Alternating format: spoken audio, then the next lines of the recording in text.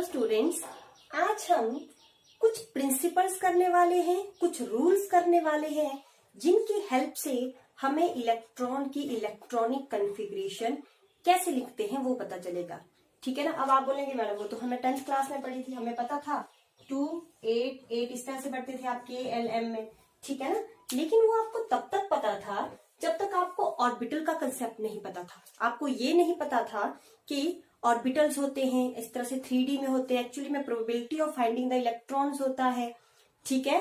सब शेल होते हैं, मेन शेल, ये तो आप सिर्फ शेल में 2 लिख देते थे, शेल में K शेल में 2, L शेल में 8, M में भी 8, इस तरह से लिख देते थे।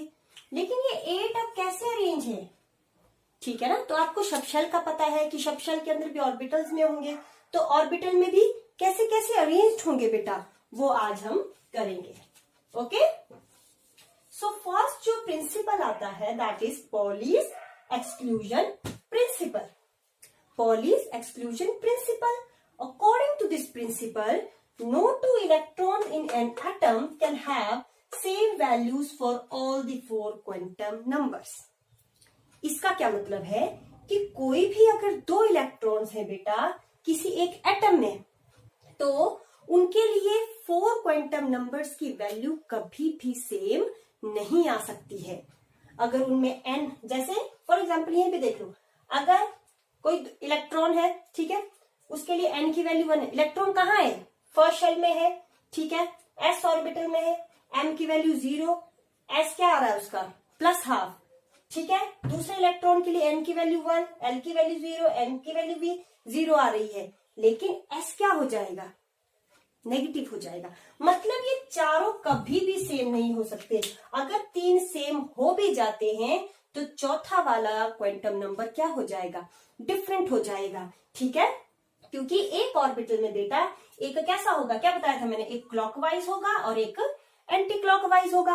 अगर एक और होता तो ये दोनों तो सेम हो गए, ठीक है ना। तो एक ऑर्बिटल में सिर्फ क्या हो सकते हैं, इस वाले प्रिंसिपल से एक चीज पता चली कि एक ऑर्बिटल सिर्फ 2 इलेक्ट्रॉन्स को एकोमोडेट कर सकता है। एक ऑर्बिटल में कितने इलेक्ट्रॉन हो सकते हैं बेटा, मैक्सिमम 2, क्योंकि ना एक क्लॉकवाइज होगा एंटी क्लॉकवाइज होगा, ठीक है ना। अगर एक और रख देते हैं हम तो सिमिलर हो जाएगा। अगर by chance 3 quantum number same हो गए तो चौथा वाला भी इन दोनों के लिए क्या हो जाएगा बच्चे, सेम हो जाएगा, ठीक है। तो पॉलीज एक्सक्लूजन प्रिंसिपल ने हमें बताया कि एक ऑर्बिटल में हमेशा 2 इलेक्ट्रॉन होते हैं, and this is the most important 1 mark question for your exams.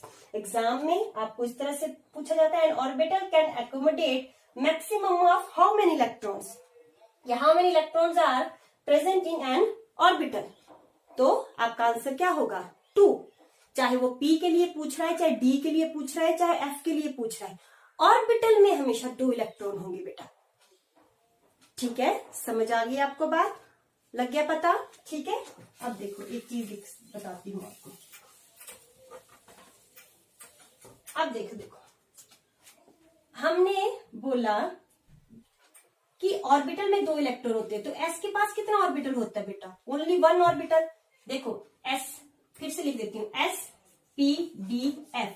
S के लिए L की वैल्यू 0, M की वैल्यू 0, L P के लिए 1, M +1 0 -1, D के लिए L2 M +2 +1 0 -1 -2, ठीक है ना। एंड F के लिए L3, तो M की वैल्यू कितनी आई, ठीक है, M की वैल्यू आई +3 +2 +1 0 -1 -2 -3, ठीक है। तो S में देखो ऑर्बिटल कितने, 0 0 मतलब 1 ऑर्बिटल, ठीक है ना। एक वैल्यू है M की, ठीक है ना, 0, तो एक ऑर्बिटल है, ठीक है। तो इस तरह से इसमें इलेक्ट्रॉन, अगर 2 इलेक्ट्रॉन है तो एक ऊपर वाली साइड होगा, एक नीचे वाली साइड। और P में बेटा, P में कितने इलेक्ट्रॉन, P सब शेल में कितने ऑर्बिटल्स हैं, 1 2 3 ऑर्बिटल है। कौन सा है, एक PX PY PZ। अगर ये PX है, PY है, PZ है, ये पूरा बन गया सब शेल और सिंगल सिंगल बने ऑर्बिटल्स, ठीक है ना। ये पूरा है P सब शेल और सिंगल सिंगल आए ये ऑर्बिटल्स। तो एक ऑर्बिटल में कितने इलेक्ट्रॉन मैक्सिमम, 2, इसमें भी 2 आ सकते हैं, इसमें भी 2 आ सकते हैं। तो टोटल पी सब शेल में कितने इलेक्ट्रॉन आ गए बेटा? कितने इलेक्ट्रॉन आ गए? 6 इलेक्ट्रॉन्स आ गए। वैसे ही डी में बेटा, डी में कितने? देखो 1 2 3 4 5। डी में ऑर्बिटल कितने आते हैं? होते हैं 5। कौन? D x y, d y z, d z x, d x square minus y square and d z square. हो गए 5 ऑर्बिटल। हमने क्या बोला? हमने नहीं, पॉली ने बोला है। पॉली ने बोला कि एक ऑर्बिटल में 2 इलेक्ट्रॉन हो सकते हैं। तो ये लो 2 तो डी में टोटल कितने इलेक्ट्रॉन आ सकते हैं? 10। कितने आए? 10।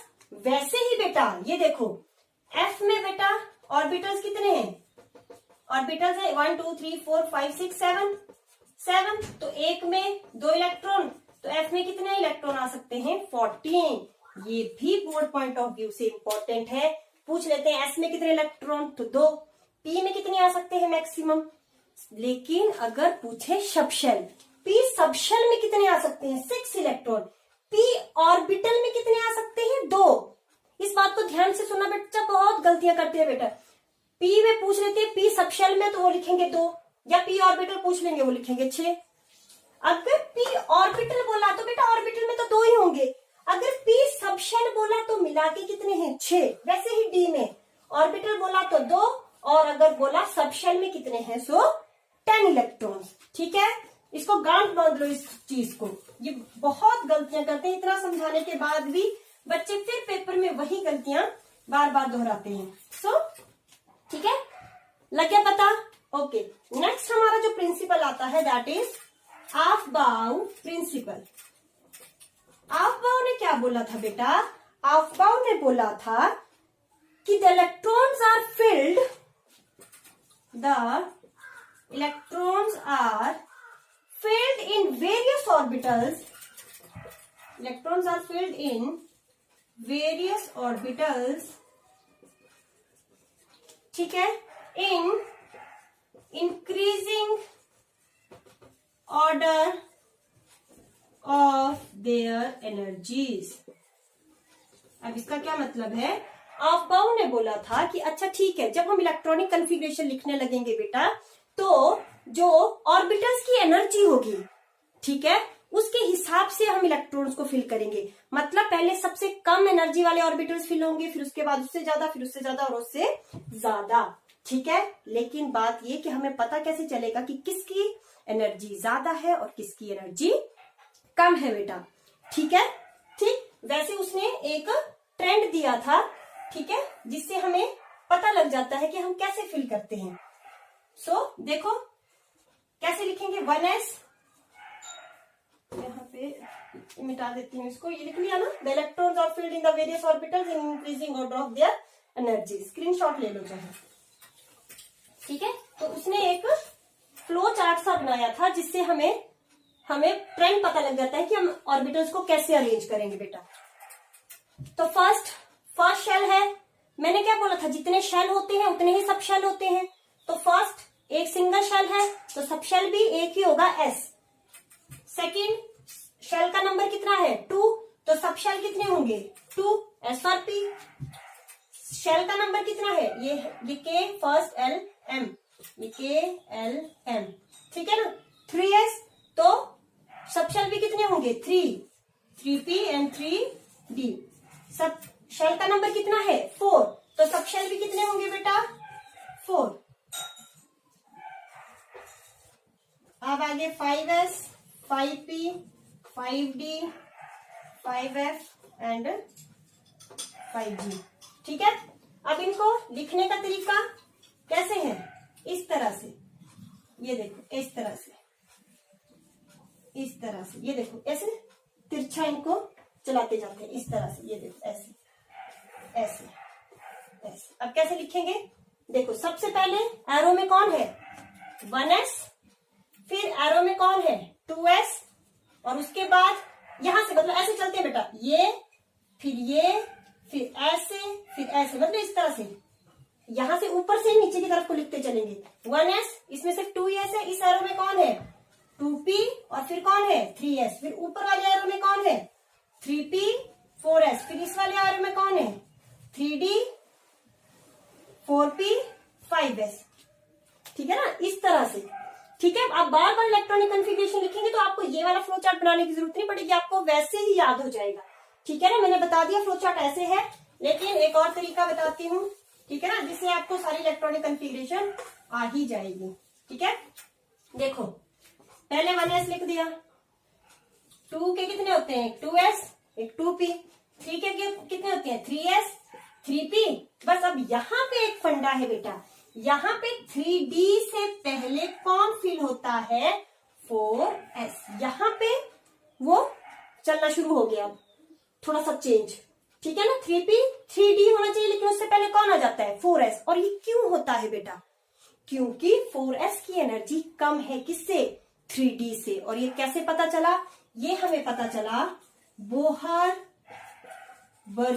रूल। बोहर-बरी रूल क्या है, N+L रूल बोलते हैं बेटा इसको। किसकी एनर्जी ज्यादा होगी वो कैसे पता चलेगा, बोहर-बरी रूल से। जिसकी N+L की वैल्यू ज्यादा उसकी एनर्जी भी ज्यादा। अब 4s और 3d के लिए N और L की वैल्यू निकाल देते हैं बेटा। 4s के लिए N कितना होगा, 4, और L कितना होगा, S की वैल्यू कितनी होती है L के लिए, 0। सिमिलरली N3 और L की वैल्यू D के लिए कितनी होती है बेटा, S के लिए 0, P के लिए 1, तो D के लिए कितनी, 2। ये आ गया बेटा 4 और इन दोनों का सम आ गया 5। तो बड़ा कौन है, 3D बड़ा है, तो ऑब्वियस इसकी एनर्जी भी ज्यादा होगी। तो energy of 3D is greater than 4s। That is why 4s is filled first during during filling of electronic configuration। ठीक है, सो ये लग गया पता, बोहर-बरी रूल का लग गया पता। ठीक, तो इसीलिए बच्चा यहाँ पे क्या होता है, 4s पहले आता है, फिर 3d आता है। अब 4s के बाद कौन आएगा, 4p 5s। ठीक है, इतना ही काफी होता है। इसमें हमारे मैक्सिमम जितनी इलेक्ट्रॉनिक कॉन्फ़िगरेशन लिखनी होती है वो हमारी यहाँ तक ही आ जाती है। ठीक है ना, ठीक, इसके आगे भी आती है, पर उसके लिए फिर नोबल गैसेस डाल के हम इलेक्ट्रॉनिक कॉन्फ़िगरेशन लिख लेते हैं, और वो कैसे लिखते हैं वो भी आपको मैं बताऊंगी। ठीक है, लग गया पता। ठीक, अच्छा जी, एक और रूल